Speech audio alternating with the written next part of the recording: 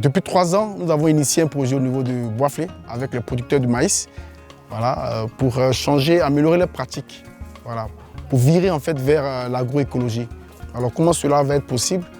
Il faut d'abord identifier les différents problèmes qu'ils ont au niveau de leurs pratiques et comment est-ce que justement on peut en arriver à l'agroécologie.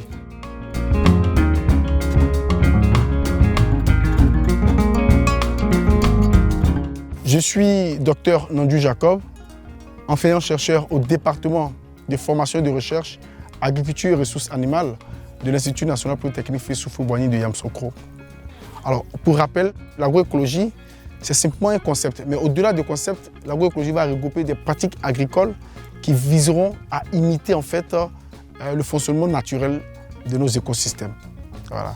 À travers les différentes interactions entre les plantes, les différentes interactions entre les plantes et les animaux, etc., etc. Le projet Vital vise la transition agroécologique des exploitations familiales de la zone de Boisflé en Côte d'Ivoire.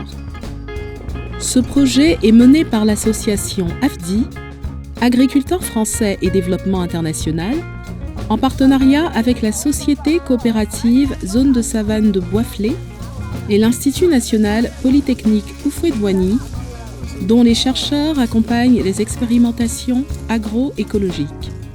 L'objectif est d'amener les producteurs à améliorer leurs pratiques pour aller vers plus de résilience face au changement climatique. Je m'appelle Konan Kwadio d'Iguiaguer. Depuis la création de la coopérative CZB, j'ai été secrétaire général à ce jour. J'étais aux côtés de l'animateur comme président relais.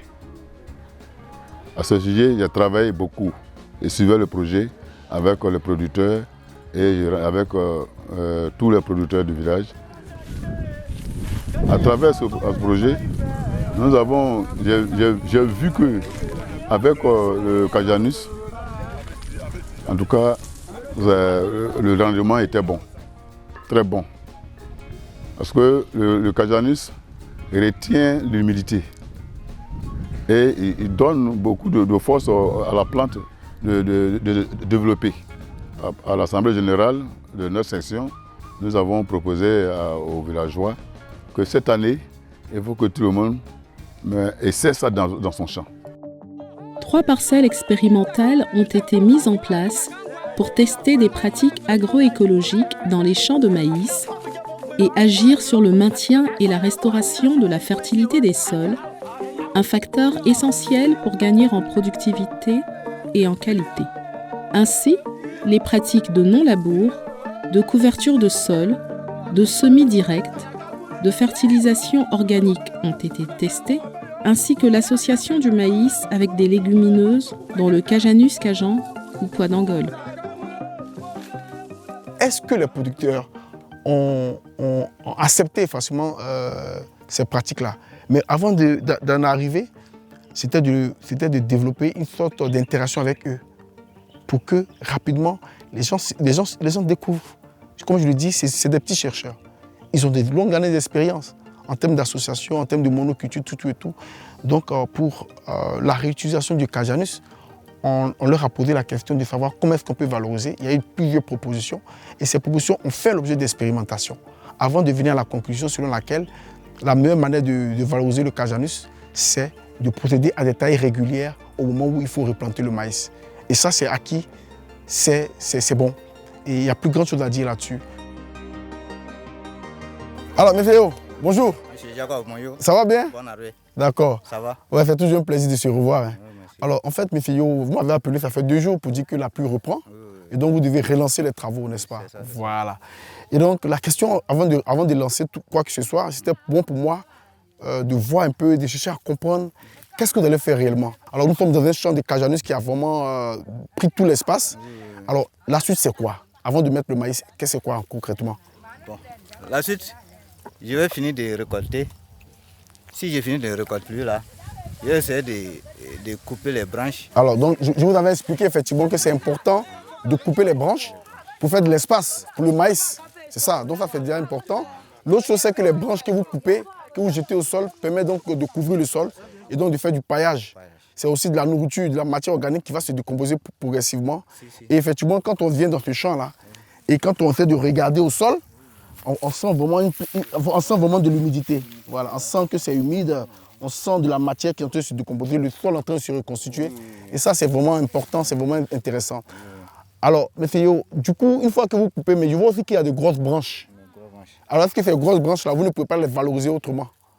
Bon, les grosses branches, ça peut me servir à faire du feu. À faire du feu.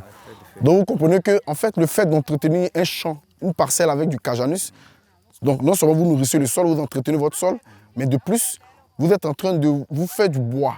Donc, vous n'êtes pas obligé d'agresser la savane, vous n'êtes pas obligé d'agresser tout l'environnement, mais déjà, sur votre parcelle, en intersaison, vous avez aussi du bois qui peut vous servir donc de faire du bois de chauffe.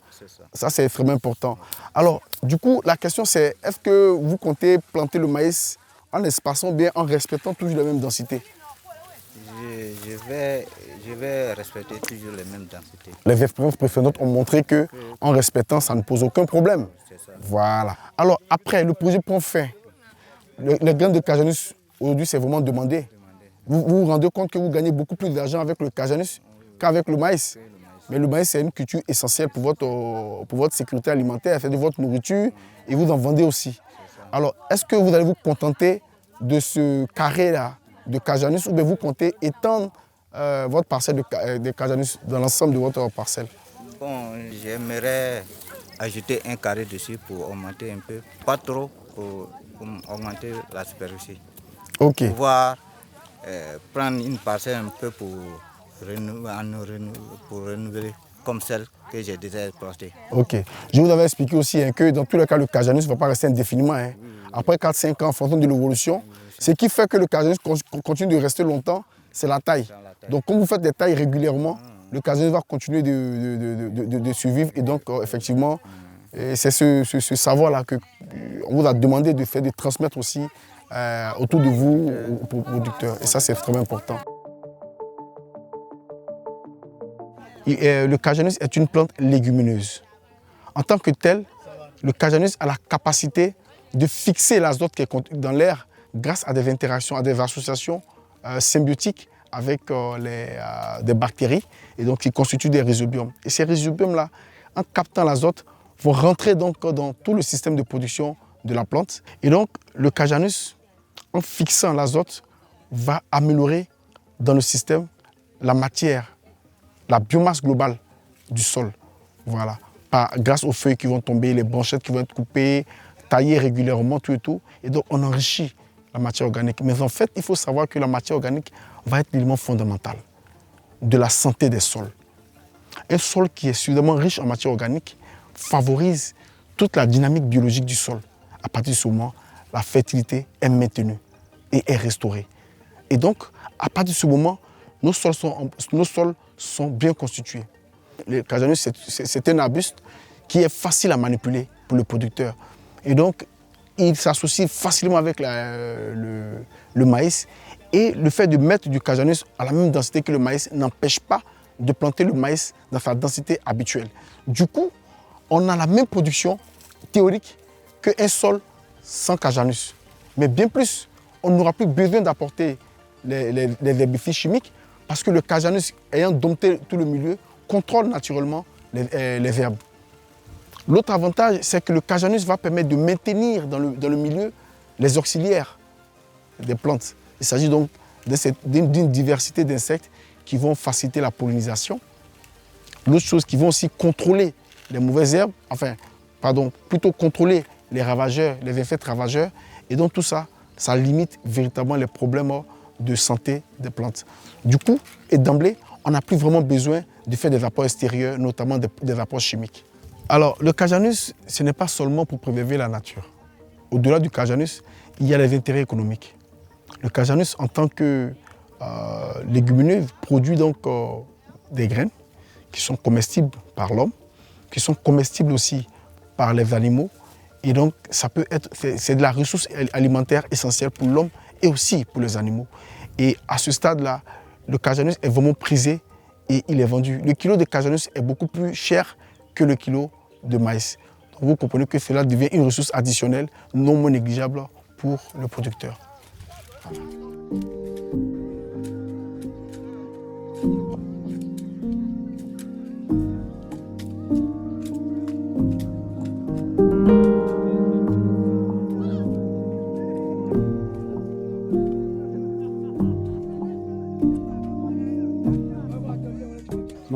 les enseignements que le formateur nous a montrés au niveau de la cajanis avec le maïs, ça nous a aidé beaucoup. Ça fait qu'on n'achète plus l'herbicide. Et puis on fait petite superficie et puis on gagne beaucoup de maïs dedans aussi. Bon, le cajanis aussi, on le vend. Donc ça fait qu'on gagne ou à le cajanis et le maïs plus que l'autre superficie. Et puis au niveau de la sécheresse aussi, ça couvre le sol. Donc ça fait que le sol est toujours, même s'il ne pleut pas, s'il y a le maïs, l'humidité reste dessus. Si le maïs, si le vent veut faire coucher le maïs, le cajanis protège le maïs. Où on a mis le cajanis, on peut conserver le maïs, ce maïs sans cajanis, où on n'a pas mis le cajanis. Et puis on détruit moins la nature.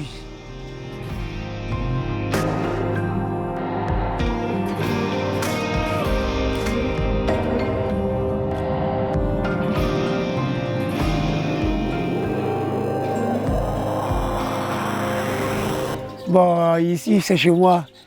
Non, à côté, il y a mon moulin là-bas. Et puis, j'ai fait l'élevage aussi des moutons. Et puis, dans mon champ aussi, il y a le maïs. Et puis, j'ai fait le champ de coton. Et puis, il y a le champ de riz aussi, à la rivière, à la longue. Non, à la longue aussi, j'aimerais développer mon agriculture et puis faire du commerce aussi, pour gagner beaucoup d'argent aussi, et pour faire l'élevage des poulets. Donc j'ai été satisfait sur le projet agroécologique. Donc ça fait que j'ai gagné beaucoup d'argent. Donc j'invite aussi les jeunes de faire la même chose que moi. Donc avec ça, on peut gagner beaucoup d'argent et puis l'agriculture, ça peut avancer aussi. Au terme de ce projet, les producteurs ont pu vraiment retenir l'essentiel. C'est que finalement, pour ce qui est de la production de maïs, il faut vraiment l'associer avec le cajanus. Autant qu'ils pourront étendre les superficies, ben ils vont le faire, c'est comme ça. Et donc nous espérons qu'un ou 2 années après, on va pouvoir voir du cajanus grandir et gagner du terrain.